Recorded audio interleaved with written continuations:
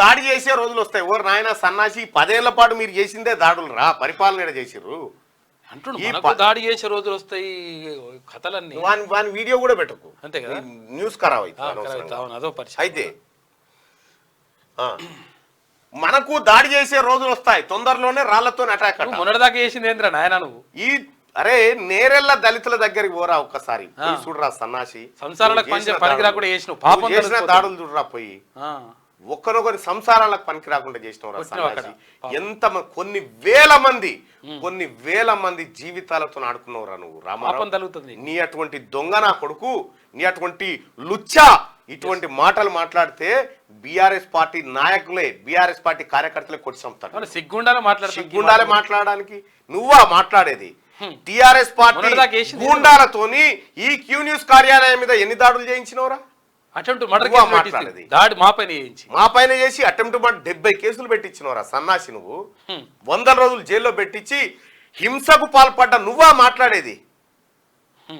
నాకు ఏ మాత్రం అవకాశం వచ్చినా గౌరవ ముఖ్యమంత్రి గారు ఒక్క మాట చెప్పినా నీ పని చేస్తారా రామా? నువ్వు అనుకుంటున్నావేమో, ఏమో మమ్మల్ని ఎవడేం చేస్తాడు అనుకుంటున్నావేమో.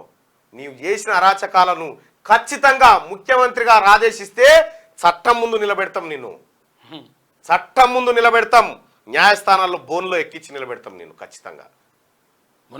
చేసిన అరాచకం ఒక్కటా రామా?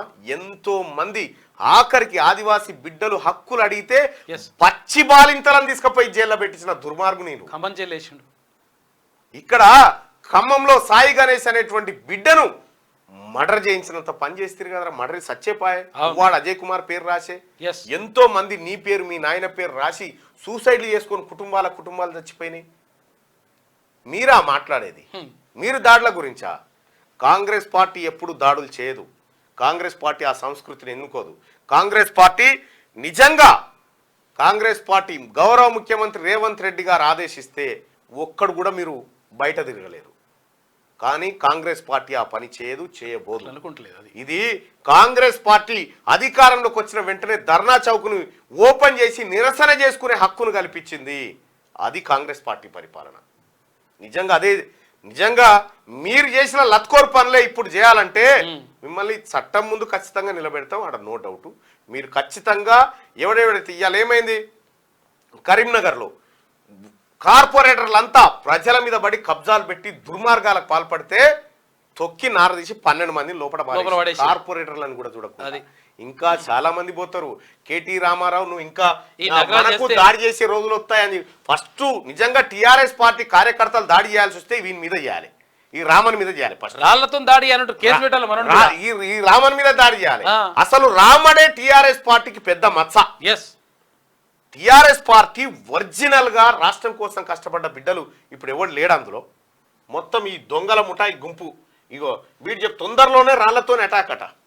కేసులు పెట్టి లోపలే ఏం చేయాలి రామా? ఇదా నువ్వు మాట్లాడే మాట? ఇదా సిగ్గుందా నీకేమన్నా? నువ్వు మాట్లాడతావా? నువ్వు జర్నలిస్టుల మీద దాడుల గురించి మాట్లాడతావా?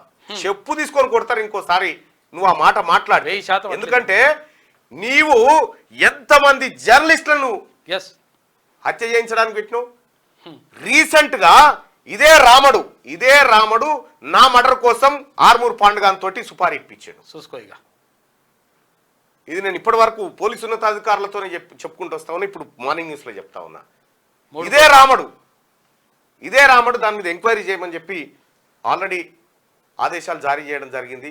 ప్రభుత్వం జరుగుతూ ఉంది. వీడా చెప్పేది? నువ్వా షీరి చింత గడతారు బిడ్డ, ఏమనుకుంటున్నావో? నువ్వా మాట్లాడేది? నీ అంత లత్కోరగాడు ఉండా ఎవడన్నా? ఉట్టినే చేపిస్తా అంట.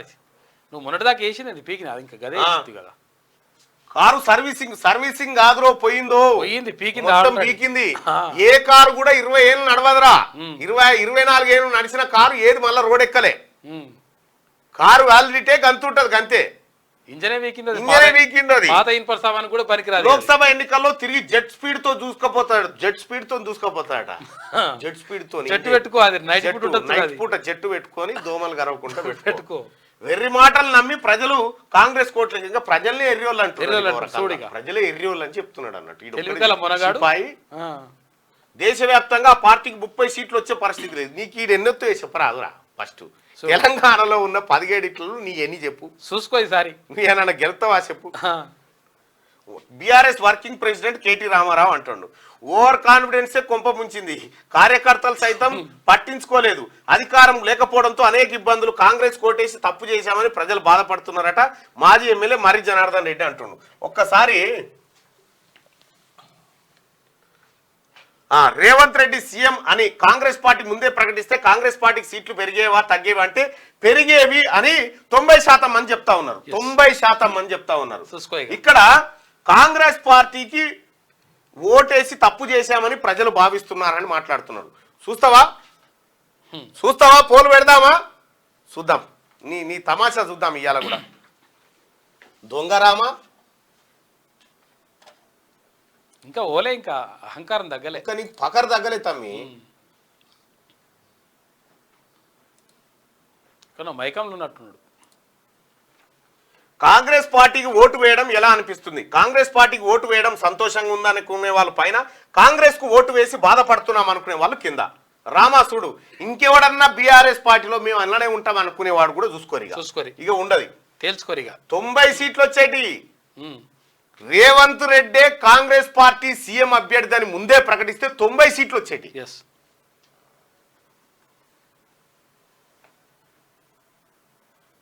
సిఐ నటేష్ గారు సస్పెండ్ అయ్యాడు కొత్త రాజిరెడ్డి భూమి విషయంలో. వాడు చేసిన పాపాలు ఇంకా చాలా ఉన్నాయి.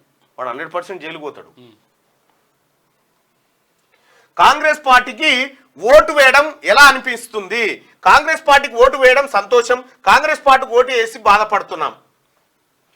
ఇక్కడ మీ అభిప్రాయాన్ని తెలియజేయండి దయచేసి. రైట్గా ఎక్కడ ఉన్నా దిశ. ఇగో ఇది ఇక చూడు, మనకు దాడి చేసే రోజులు వస్తాయట. దాడి